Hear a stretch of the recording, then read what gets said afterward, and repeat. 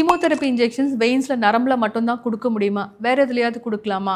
ஆமாங்க. அது chemo board மூலியமாவும் கொடுக்கலாம். அது என்னங்கிறத இந்த வீடியோல பார்க்கலாம். ஸோ கீமோ போர்ட் என்னன்னு பார்த்தீங்கன்னா, இது ஒரு சின்ன டிவைஸ். இது யூஸ்வலாக செஸ்ட்டுக்கு இருக்கிற ஸ்கின்னுக்கு கீழே பிளேஸ் பண்ணுவோம். இதில் 2 பார்ட்ஸ் இருக்குது. ஒரு ரவுண்ட் சேம்பர், அதுதான் போர்ட் சேம்பர்னு சொல்லுவோம். இது ரவுண்டாக இருக்கும். இதுதான் நாங்கள் மோஸ்ட்டாக ஸ்கின்னுக்கு வெளில நம்ம ஃபீல் பண்ணக்கூடியது.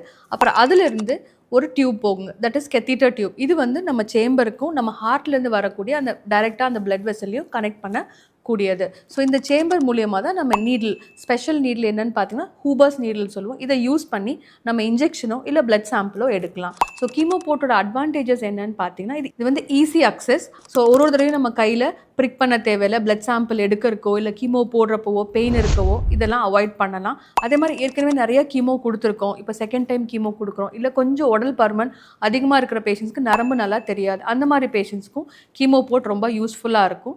ஸ்ட்ராங்கான கீமோ மெடிசின்ஸ் கொடுக்குறப்போ கையில் கொடுத்தோம்னா அது கொஞ்சம் பெயின்ஃபுல்லாக இருக்கும். நம்ம இன்ஃபியூஷன் ரேட்டையும் கொஞ்சம் ஸ்லோ பண்ணணும். ஒரு 4 hours கொடுக்க வேண்டிய மெடிசன் சம்டைம்ஸ் 8 hours கொடுக்குற மாதிரி இருக்கும். ஸோ இந்த கீமோ போர்ட் மூலியமாக கொடுத்தோம்னா அந்த மாதிரி பெயின் எதுவும் இருக்காது.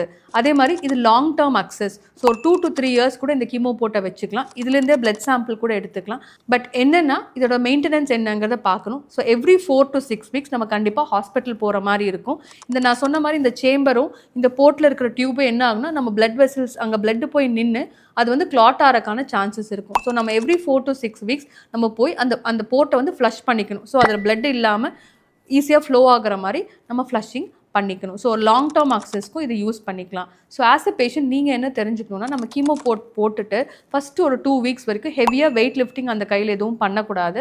ப்ளஸ் அந்த இடத்த சேஃபாகவும் க்ளீனாகவும் வச்சுக்கணும். ஸோ கீமோ இன்ஜெக்ஷன்ஸ் போடுறப்போ ரொம்ப பெயின்ஃபுல்லாக இருந்துச்சுன்னா you have to report immediately. நீங்கள் வீட்டில் இருக்கிறப்போ ஏதாவது ஸ்வெல்லிங் பார்க்குறீங்க, ஃபீவர் இருக்குது, இல்லை பஸ் மாதிரி ஏதாவது ஃபார்ம் ஆயிருக்குன்னா அது வந்து ரெட் ஃப்ளாக் சைன்ஸ். நீங்கள் உடனே ஹாஸ்பிட்டலுக்கு வந்துடணும்.